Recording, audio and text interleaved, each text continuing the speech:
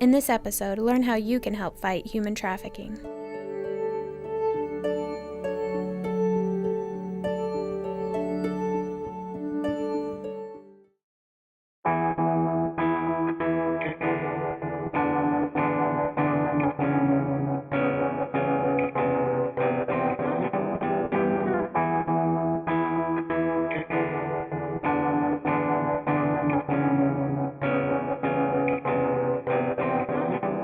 It's a great thing to be able to describe the upcoming race. It's going to be September 27th at the Folsom Parkway Trails. The Run for Courage Race to End Human Trafficking is a very unique race. Vicki Zito, who is one of our founders, often describes it as a place where people are on the field and they leave the field with such hope and with such joy, which is sort of that contradictory sort of oxymoron in a little bit of, in a sense, that it's human trafficking, which is the most heinous of crimes and the darkest of crimes. And yet, when you're on the field with all of these runners, together, thousands of people are standing up to combat a crime and to make a difference. And no matter if they're walking or they're running or they're crawling, that together, that community is saying, we're going to do something. This is an injustice that together we feel like it's not okay.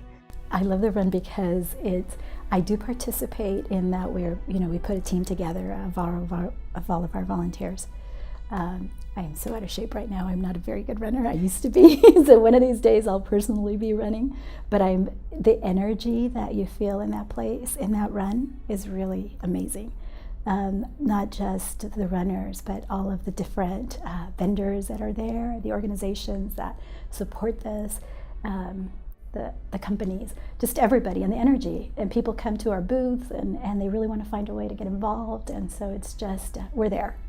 You know, it's great to do it for sport because I'm always trying to encourage people, what is your passion? What do you love to do? You can help out with that. You know, look at how you're put together. We're all wired differently. So take your passions and find a way, you know, to get involved in this issue of child sex trafficking. This has been something, again, it's like a labor of love. Glass Slipper has been a labor of love for me for a long time. And really, as Run for Courage came along and just gave us wings. So personally, to see the impact that they have had has touched my heart. It's a very effective way of raising funds and necessary funds to fight this in our country, and we need to fight it tooth and nail. So we should do it because it's right, and because these are our kids. They're the most vulnerable among us. They need our protection.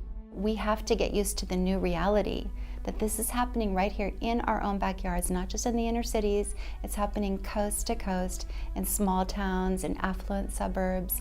It just looks different in different places. The lives of girls who have been sold commercially for sex usually have very tragic endings. Many of them end in suicide. Many of these kids just disappear. They're called America's throwaway children, and that is not acceptable. Each one of these kids is precious and valuable and deserves the best that we can do for them. So the importance of someone coming out and actually running the race is empowering them to say, you know what, this isn't okay, this injustice isn't all right, and I want to be a part of standing up to say that this is human trafficking is not okay.